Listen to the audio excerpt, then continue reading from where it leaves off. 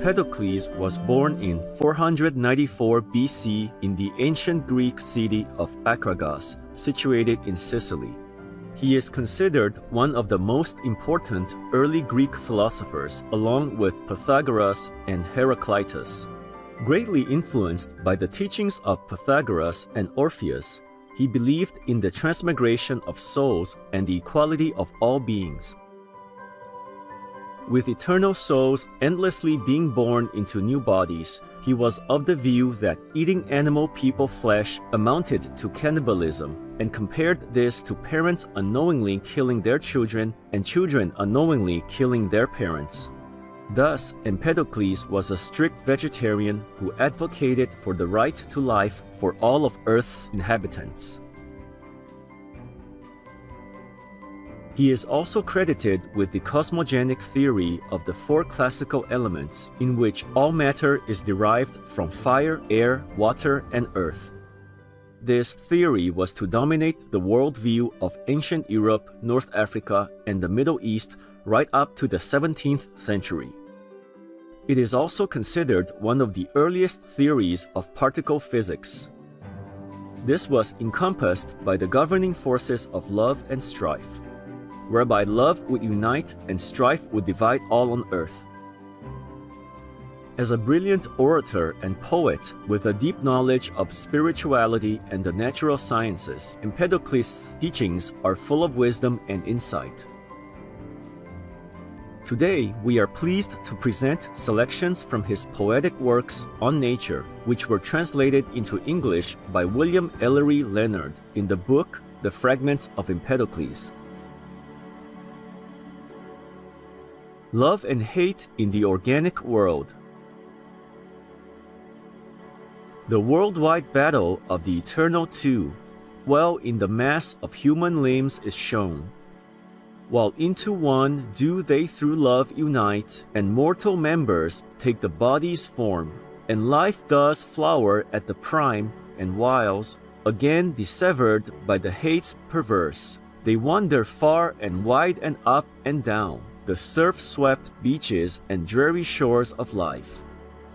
So too with thicket, tree, and gleaming fish, housed in the crystal walls of waters wide, and so with beasts that couch on mountain slopes, and waterfowls that skim the long blue sea. From the elements is all we see. But come and to my words foresaid look well, if their wide witness anywhere forgot all that behooves the elemental forms, behold the sun, the warm, the bright diffused. Behold the eternal stars forever steeped in liquid heat and glowing radiance see. Also the rain, obscure and cold and dark, and how from earth streams forth the green and firm. And all through wrath are split to shapes diverse, and each through love draws near and yearns for each. For from these elements has budded all that was or is or evermore shall be, and trees and men and women, beasts and birds, and fishes nourished in deep waters, aye, the long-lived gods in honors excellent. For these are all, and as they course along, through one another they take new faces all, by varied mingling and enduring change. An analogy. And even as artists, men who know their craft, through wits of ingenuity, paint with streak and hue bright temple tablets, and will seize in hand the oozy colors dappled and red and gold, mixing harmonious, now more, now less, from which they fashion forms innumerable, and like to all things peopling a fresh world, with trees and men and women, beasts and birds, and fishes nourished in deep waters, aye, and long-lived gods in honors excellent. Just so, and let no guile deceive thy heart. Even so the spring of mortal things leastwise, of all the host born visible to man.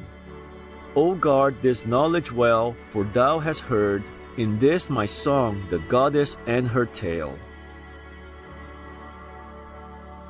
The law of the elements. In turn they conquer as the cycles roll, and wane the one to other still and wax, the one to other in turn by olden fate. For these are all, and as they course along, through one another they become both man, and multitudinous tribes of hairy beasts, while in fair order through love united all, while torn asunder by the hate of strife, till they, when grown into the one and all, once more go under and succumb. And insofar as is the one still accustomed to grow from the many and the many again, spring from primeval scatterings of the one, so far have they a birth and mortal date. And insofar as this long interchange ends not, so far forever established gods, around the circle of the world they move.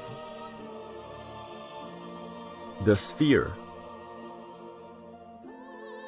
There views one not the swift limbs of the sun, nor there the strength of earth nor sea, but in the strong recess of harmony, established firm abides the rounded sphere, exultant in surrounding solitude.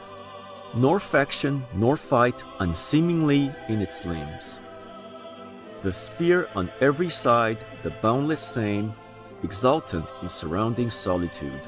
For from its back there swing no branching arms, it has no feet nor knees alert nor form, of life-producing member on all sides. A sphere it was, and like unto itself. Yet after mighty strife had waxen great, within the members of the sphere and rose to her own honors as the times arrived, which unto each in turn to strive to love, should come by amplest oath and old decree, for one by one did quake the limbs of God. The conquest of love. But hurrying back, I now will make return to paths of festive song laid down before, draining each flowing thought from flowing thought. When down the vortex to the last abyss had foundered hate and lovingness had reached, the whirling center of the mass, behold, around her into oneness gathered all. Yet not as sudden, but only as willingly, each from its several regions joined with each, and from their mingling hence are poured abroad the multitudinous tribes of mortal things. Yet much unmixed among the mixed remained, and much as hate still held in scales aloft. For not all blameless did hate yield and stand out afar on the circle's utmost bounds, but partway yet within he stayed, partway was he already from the members gone, and ever the more skulked away and fled, then ever the more and nearer inward pressed. The gentle-minded, the divine desire of blameless lovingness. Hence grew swiftly those mortal things formerly long accustomed to be immortal, and the formerly pure and sheer were mixed, exchanging highways of new life. And from their mingling hence are poured abroad the multitudinous tribes of mortal things, knit in all forms and wonderful to see.